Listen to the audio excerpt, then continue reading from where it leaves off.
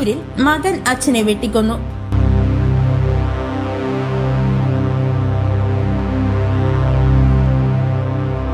ബുധനാഴ്ച രാത്രി 10 മണിയോടെയാണ് ദാരുണമായ സംഭവം നടന്നത്. എന്റെ ഭർത്താവ് ഉറങ്ങിക്കിടന്നപ്പോഴാണ് വെട്ടിയതല്ലേ? അച്ഛനെ വെട്ടിക്കൊലപ്പെടുത്തിയ ശേഷം മകൻ പോലീസ് സ്റ്റേഷനിൽ കീഴടങ്ങി. വെള്ളറട കിളിയൂരിലാണ് സംഭവം. ഈ സിനിമ അഭിനയിക്കാൻ ഒരു മോഹം തോന്നി ഇൻസ്റ്റിറ്റ്യൂട്ടിൽ പഠിക്കണമെന്ന് പറഞ്ഞ് 1.5 ലക്ഷം രൂപ വാങ്ങിച്ചുകൊണ്ട്. കുടുംബ പ്രശ്നങ്ങളാണ് സംഭവത്തിന് കാരണമെന്ന് നാട്ടുകാർ പറയുന്നു. അപ്പോഴപ്പോഴാ പൈസ ചോദിക്കും, കൊടുത്തില്ലെങ്കിൽ വലിയ ദേഷ്യമാണ്. എന്തെങ്കിലും ആവശ്യത്തിന് പൈസ ചോദിച്ചിട്ട് കൊടുക്കാതെ അങ്ങനെ എന്തെങ്കിലും ഉണ്ടായിരുന്നു? അങ്ങനെയൊന്നുമില്ല. കഴിഞ്ഞ ആഴ്ച ജോസിനെ കൈമുറുക്കി ഇടിച്ചു എന്നൊരു ചെറിയ അറിവുണ്ട്. ഉണ്ടായിക്കൊണ്ടിരിക്കും. ഇവൻ ചോദിക്കും പോലെ പണം കൊടുക്കണം.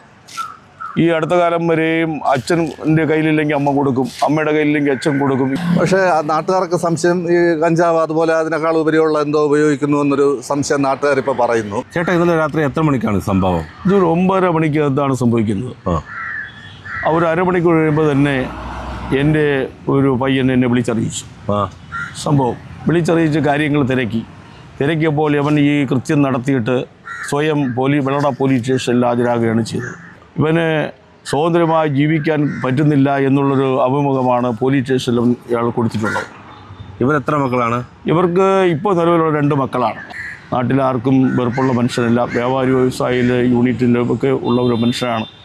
അങ്ങനെ ഭംഗിയായി ജീവിച്ചു വരുമ്പോഴാണ് ഈ കൊല നടന്നിരിക്കുന്നത്. ഞങ്ങളെയൊക്കെ ഞെട്ടിപ്പിച്ച കൊലപാതകമാണ്. ഞാൻ അവിടെ വെള്ളറട ജംഗ്ഷനിൽ നിൽക്കുമ്പോഴത്തേനും ഷർട്ടിടാതെ ഒരാൾ കാർ ഓടിച്ച് പോകുന്നതാണ്. പെട്ടെന്ന് നോക്കിയപ്പോഴത്തേക്ക് ഈ പയ്യനാണെന്ന് തോന്നി.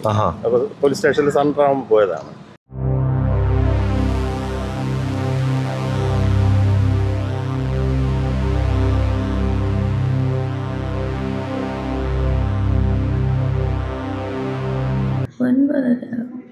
അമ്മ അടുത്തുണ്ടായിരുന്നു ആ സമയത്ത്? ഉണ്ടായിരുന്നു. അമ്മയെ ഉപദ്രവിച്ചിട്ടില്ല മകൻ? ഇല്ല. ഭക്ഷണമൊക്കെ കഴിഞ്ഞതിന് ശേഷമായിരുന്നു അതോ? അതെ. കിടക്കാൻ നേരത്തായിരുന്നല്ലേ? അതെ. എന്റെ ഭർത്താവ് കിടന്നതായിരുന്നു. ഉറങ്ങിക്കിടന്നപ്പോഴാണ് വെട്ടിയതല്ലേ? മകന് വേറെ കാര്യമൊന്നുമല്ലല്ലോ, വേറെ അക്രമ സ്വഭാവം എന്നുള്ള ആളല്ലല്ലോ അല്ലേ? മദ്യപാനോ കഞ്ചാവോ അങ്ങനെ യാതൊരു ദുശീലങ്ങളും ഇല്ലല്ലോ. പിന്നെ എന്താണ് എന്നുള്ള എന്താണെന്ന് എനിക്കും അറിയില്ല. ഒരു കാര്യമില്ലാതെ ചെയ്തതാണോ? ഒരു കാര്യമില്ലായിരുന്നു.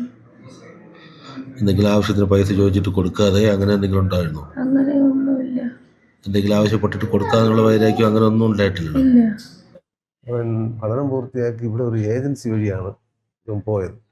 അപ്പോൾ ഈ കൊറോണ വന്ന സമയത്ത് ഇവനെ കയറ്റി അയച്ചു. അപ്പം ഓൺലൈനായിട്ട് പരീക്ഷ എഴുതി ജയിച്ചു. പക്ഷേ ഈ എറണാകുളത്തുള്ളൊരു ടീമിനാണ് ഈ പൈസ അയച്ചു കൊടുത്തത്. അപ്പോൾ ഇവർ ലാസ്റ്റ് ഫീസ് അവരെ അടച്ചില്ല ഈ ഏജൻസി. അങ്ങനെ അവർ സർട്ടിഫിക്കറ്റ് പിടിച്ചു കൊടുത്തു. ആ ഒരു പ്രയാസം ഇവനുണ്ട്.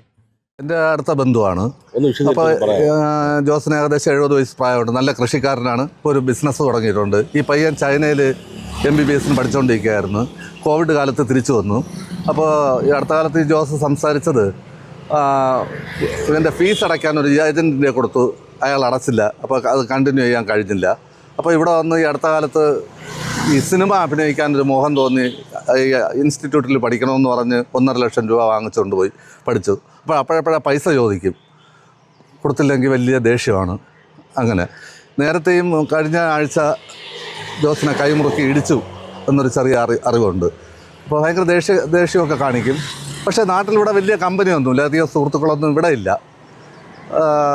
പിന്നെ ഇപ്പോൾ പഠിത്തം ഒന്നും കണ്ടിന്യൂ ചെയ്യുന്നില്ല. ഈ സിനിമ മോഹമായിട്ട് അങ്ങനെ നടക്കുന്നവരുണ്ടെന്നാണ് അറിയുന്നത്. പക്ഷേ നാട്ടുകാർക്ക് സംശയം ഈ കഞ്ചാവ് അതുപോലെ അതിനേക്കാൾ ഉപരിയുള്ള എന്തോ ഉപയോഗിക്കുന്നു എന്നൊരു സംശയം നാട്ടുകാരിപ്പോൾ പറയുന്നു.